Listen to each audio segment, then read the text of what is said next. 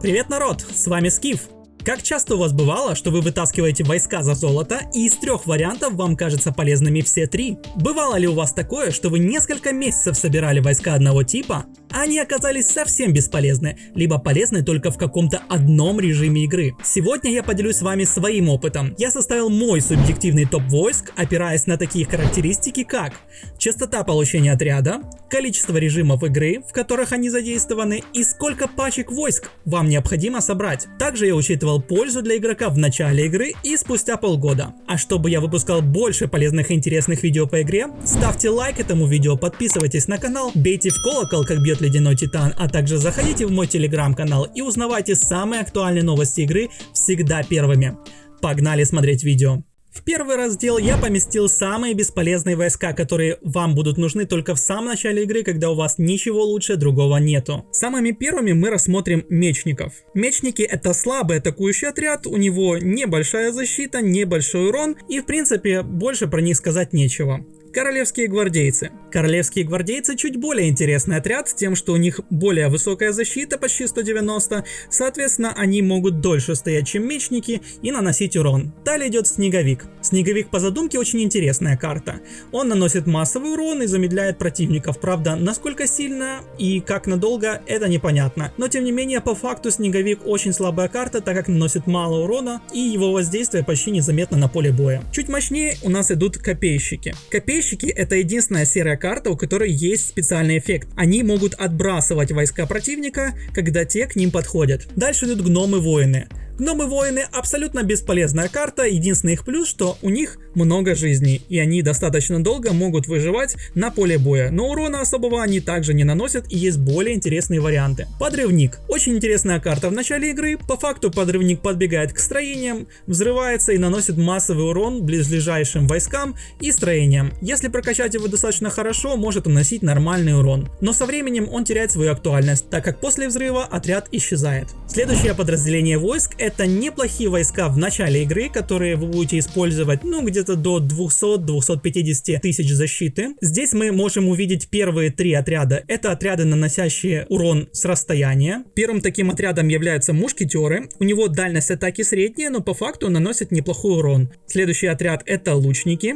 Лучники — хорошая карта с быстрой атакой, с большого расстояния. Опять же, только на начало, когда ничего лучше у нас нету. Пельтасы. У пельтасов, несмотря на их навык боевой дух, получается очень маленький урон. Для того, чтобы они раскрылись, им нужно стоять на одном месте и бить в одного персонажа. Такое у вас не получится провернуть почти нигде, кроме босса, но на боссе их также быстро убивают, потому что у них мало здоровья. Скорость атаки средняя, дальность атаки средняя, в общем, отряд максимально слабый. Дебоширы. Дебоширы довольно интересный отряд в задумке, но на практике что-то не сложилось. У них высокий процент защиты, но очень слабое пробивание, слабый урон, и несмотря на их защиту, их убивают достаточно быстро, так как жизни у них мало. Поэтому применить свою интересную способность на отражение урона они просто не успевают. Метатели топора. Для начала очень неплохая карта, которая наносит массовый урон по площади перед собой. В начале вполне играбельная карта. Северные волки.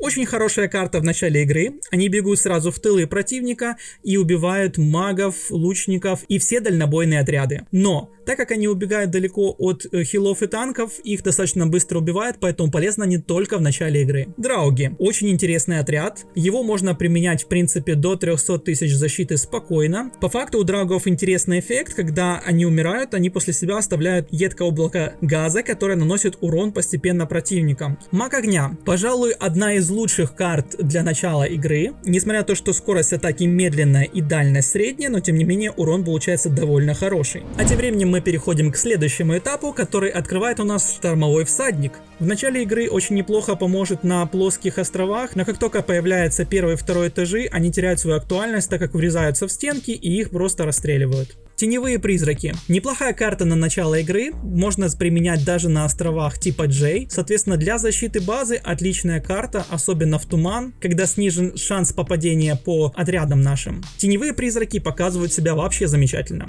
Охотник. При обычных атаках по области периодически он выбирает цель с большим количеством здоровья и наносит ей усиленный урон. На данный момент, кроме нескольких бесконечек, он больше нигде не применяется, поэтому карта при всей своей крутизне остается достаточно низко в нашем рейтинге. Следующая карта — это Целители. Классная карта в начале игры, они наносят неплохой урон, очень хорошо захиливают войска. Когда вы начинаете играть дальше и у соперников появляются сильные мощные пушки, они просто с нескольких выстрелов убивают Целителей. Поэтому со временем они теряют свою пользу и остаются только в нескольких бесконечных испытаниях. Гиганты. Один из первых танков у нас в игре. Довольно неплохая карта, но только в начале, опять же. Но у них есть интересный эффект, они отбрасывают врагов. Убийцы теней. Классный отряд в начале игры, более того вам скажу, я их использую даже сейчас, но крайне редко уже. Сейчас, когда появились острова 7 на 7, убийц теней стали применять гораздо реже. Но в начале игры, я думаю, стоит их собирать. Есть тактика Наджараваса, которая также основывается на убийцах теней. Испытания супервойска.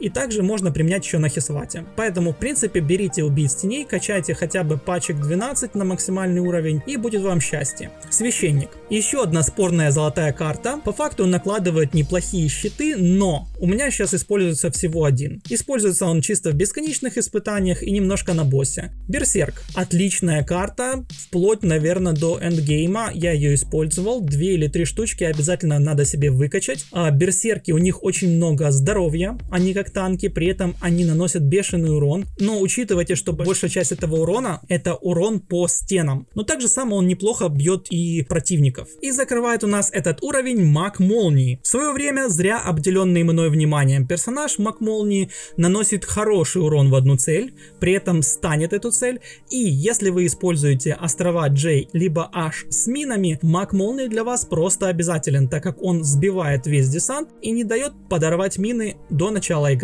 На следующем уровне нас встречает Грифон Рыцарь. Отличная карта, летает, это как помесь мага молнии и дракона, хотя говорят, что все-таки драконам он уступает. При всей своей крутизне падает он только топ-100 игрокам и в очень маленьких количествах, поэтому собрать эту карту на достаточно играбельный уровень очень тяжело. Следующая карта — Поглощающий дракон. Применяется она как в PvP, так и в бесконечных испытаниях. Своей способностью Поглощающий дракон может с легкостью сожрать какого-нибудь там недобитого титана или танка. И сам по себе он хорошо выживает против лучников. По факту это летающий танк. Следующим у нас идет маг силы. В начале игры он вам абсолютно бесполезен, скажу честно. По факту, когда он вам понадобится, это на старших уровнях игры, когда у вас будут острова 7 на 7. Тогда вам их надо будет, ну, как минимум 2, 3, 4 штуки. Некоторые используют даже 8. Поэтому вначале можете с ними особо не заморачиваться, но чем дальше вы будете качаться, тем больше продолжайте собирать их. Ни в коем случае их никуда не сливайте.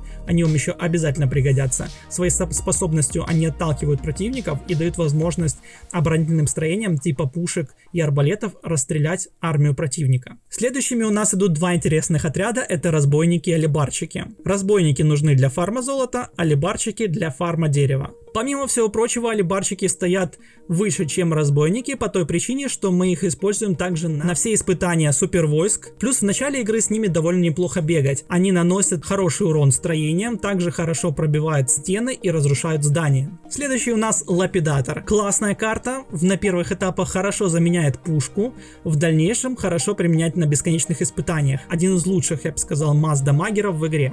Колос. Один из лучших танков в игре. Благодаря своей способности он собирает на себя весь урон и не дает подойти вражеским отрядам к вашим лучникам. Воины с булавой. Опять же, очень ситуативно применимая, но очень важная карта. Основное применение воинов с булавой — это применение против боссов. По факту они увеличивают урон, наносимый в одну цель. Советую вам качать воинов с булавой хотя бы 3-4 пачки, они вам еще очень пригодятся. И закрывает этот уровень дракончики. Шикарная карта, которая используется повсеместно, как с начала игры, так и до самого конца. Дракончики очень быстро носят урон в одну цель, сносят все здания, сносят все строения. Несмотря на то, что у них мало жизней, они успевают надамажить очень хорошо.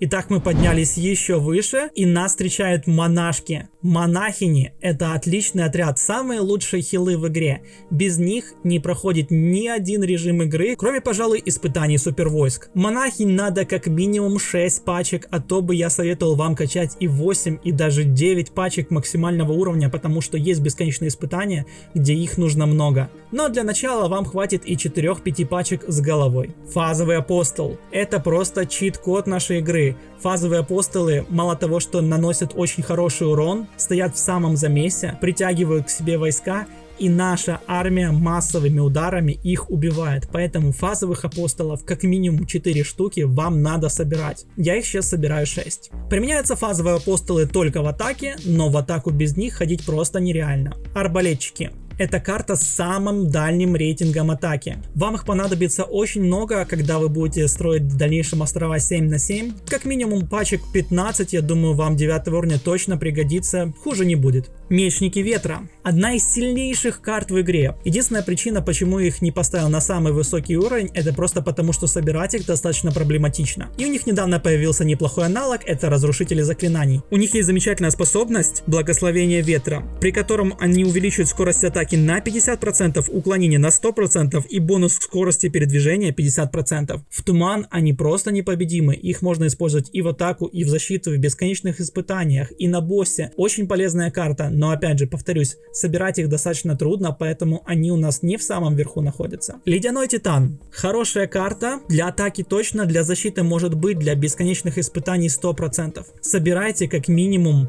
3-4 штуки вам понадобится. Я сейчас собираю 6 отрядов ледяных титанов. Это лучшие танки в игре по факту. При нанесении урона по массе они накапливают на противника очки заморозки, снижают скорость атаки противников и сами по себе имеют хорошие показатели здоровья. Собирайте много ледяных титанов и не пожалеете. И закрывает предпоследний уровень наш маги воздуха. Помимо того, что они наносят огромный массовый урон, они также имеют способность желания ветра, которым они на большой площади сбивают атаки всем противникам. Советую качать вам магов воздуха как минимум 4 штуки. И теперь приходим к самым крутым персонажам в игре. И открывает наш список убийца пустоты. За все время моей игры мне падало всего несколько штук. Но те счастливцы, которые играли раньше меня и успели собрать их высоких уровней, боже, как я вам завидую. Они шикарно применяются вместе с убийцами теней в атаке на Джей-острова. С помощью них мы выставляем Джараваса в центр. Также убийцы пустоты шикарно заходят в защиту. Причем они имеют самое долгое оглушение в игре. И во время этого оглушения отряды не бьют, не двигаются и дают возможность пушкам и другим массовым отрядам убить ваших противников.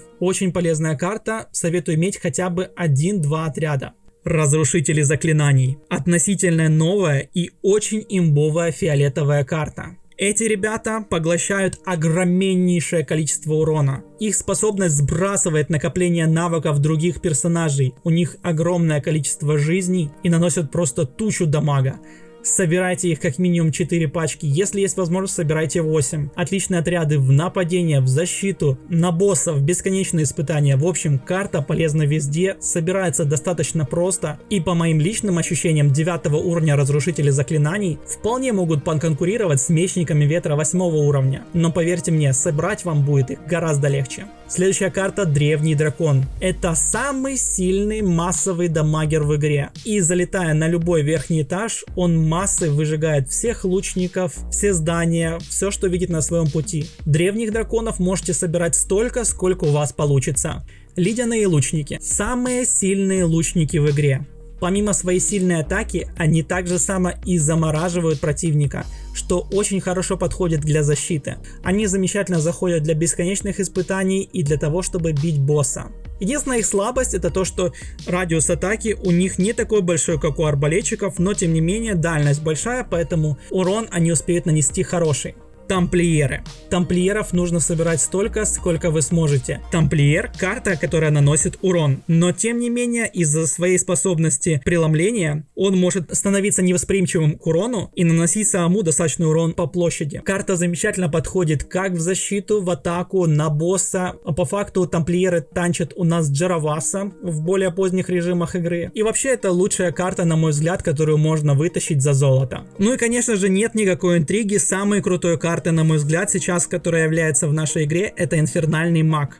Прокачанный на максимум навык испепеления души за один удар отнимает больше, чем треть здоровья у любого нашего танка. Инфернальные маги наносят основной урон на Джаравасе. Инфернальные маги используются у нас в бесконечных испытаниях. Инфернальных магов мы используем в атаке, чтобы пробивать защиту. Инфернальных магов мы ставим в защиту для того, чтобы защищаться от идущих на нас отрядов. Если у вас получится собрать достаточное количество инфернальных магов, ваш отряд будет практически непобедим. Единственное, я советую вам их хорошо хорошенько защищать и отправлять так, чтобы они не попадали в общий замес, потому что здоровья у них не так много, как нам хотелось бы. Спасибо большое за просмотр, обязательно смотрите новые видео об игре в плейлисте, который сейчас перед вами, и делитесь этим видео с друзьями. С вами был Скиф, всем пока!